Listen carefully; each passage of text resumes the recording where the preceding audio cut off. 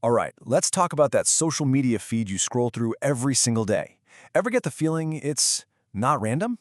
Well, you're right. It's built with a hidden playbook of strategies, all designed to make you stop, watch, and share. And today, we're going to crack that playbook wide open. Come on, you know the feeling, right? You click on one little video. Maybe it's a clumsy panda just, falling out of a tree, and then boom, an hour has completely vanished. It feels so spontaneous, but trust me, it's anything but. Or how about this one?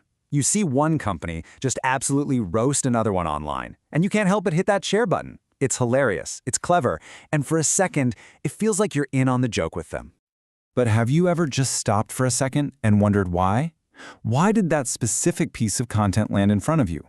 And what made you and millions of other people feel that little push to engage with it? Well, here's the secret. It is absolutely not an accident. It is a carefully crafted strategy, a playbook that perfectly blends psychology with marketing.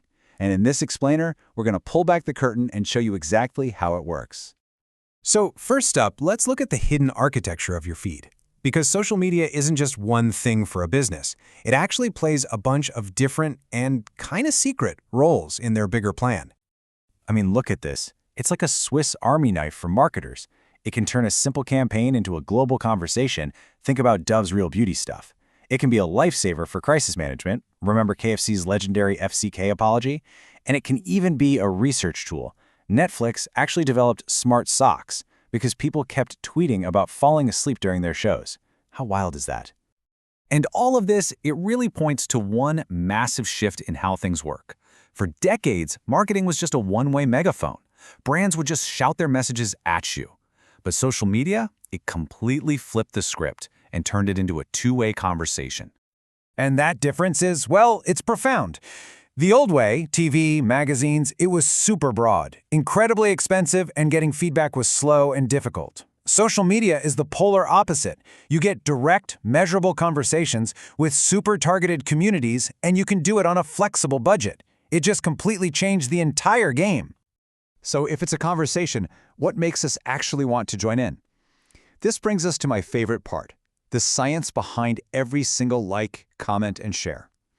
Let's get into the psychology of it all. Okay, let's start with brand banter. You've all seen it. Wendy's taking a hilarious swipe at McDonald's. Why do we love this stuff so much? Why does it work so well? So, on the surface, it seems pretty simple. Humor is a universal language, and it makes these giant corporations feel, well, more human. There's a fancy word for this. It's called anthropomorphism, giving them human-like personalities. And when we see it, we feel like we're part of a cool little club, that we're in on the joke. But there are actually much deeper theories at play here. The first one is called social identity theory.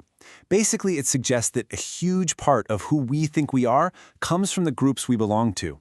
So when you share something from your brand, whether you're Team Apple or Team Android, you're actually reinforcing your own identity. You're signaling to the world which team you're on. And the second big idea is the uses and gratification theory. This one says we're not just passive zombies scrolling forever. Nope, we are active users, and we're looking to satisfy very specific needs. Could be for entertainment, maybe information, social connection, or just pure simple escapism. We are actively choosing the content that gives us what we're looking for. Okay, so brands have this deep understanding of our psychology. What do they do with it? Well, they use it to guide us on a very specific journey, all the way from that first scroll to the final sale. This journey is called the marketing funnel, and it's pretty much got three main stages. At the very top, you've got awareness. This is where they just grab your attention. Then in the middle is consideration, where they try to convince you they're the right choice. And finally, down at the bottom is conversion, where they give you that little nudge to make a purchase. So let's start at the top of the funnel, or tofu as it's called. This stage is all about mass appeal. We're talking viral videos, funny memes, a big-name influencer just casually mentioning a brand. The goal here is super simple. Just get on your radar. A brand like Glossier is amazing at this. They do it by sharing these gorgeous photos taken by their actual customers. So once they've got your attention, you move into the middle of the funnel, or MOF. Now, the goal shifts to building trust.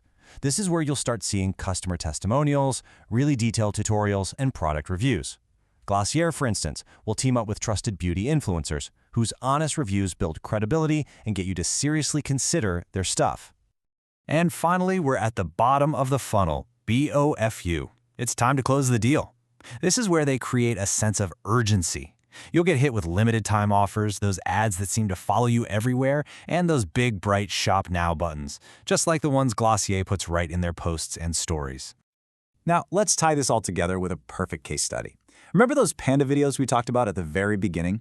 Well, the iPanda channel is an absolute masterclass in using all these psychological principles to build an incredible emotional connection with millions of people. And their strategy isn't just about posting cute videos. Oh no, it is a very deliberate plan, and it's built on these really powerful emotional pillars that tap directly into those needs we were just talking about. Their whole success really stands on three main pillars. First, emotional storytelling. They share stories about panda rescues and births. Second, pure entertainment and humor, capturing all those clumsy, adorable moments. And third, they offer unique value by giving us this behind-the-scenes look into a world we just can't see anywhere else. Now, those three pillars are really strong, but the real genius of their strategy is how they all combine to create something more. In a digital world that's so often chaotic and negative, the iPanda channel has become an emotional safe haven. It's a place you can go for a reliable dose of pure joy, a perfect form of escapism that fills a really deep psychological need for all of us. So, I'll leave you with this. The next time you find yourself about to like or comment or share something, just pause for a second. Ask yourself, what basic need is this fulfilling for me right now? Is it about entertainment, connection, my identity? And then flip it. What step of the funnel, what strategic goal is this achieving for them? Because once you start to see the architecture, I promise you will never look at your feed the same way again.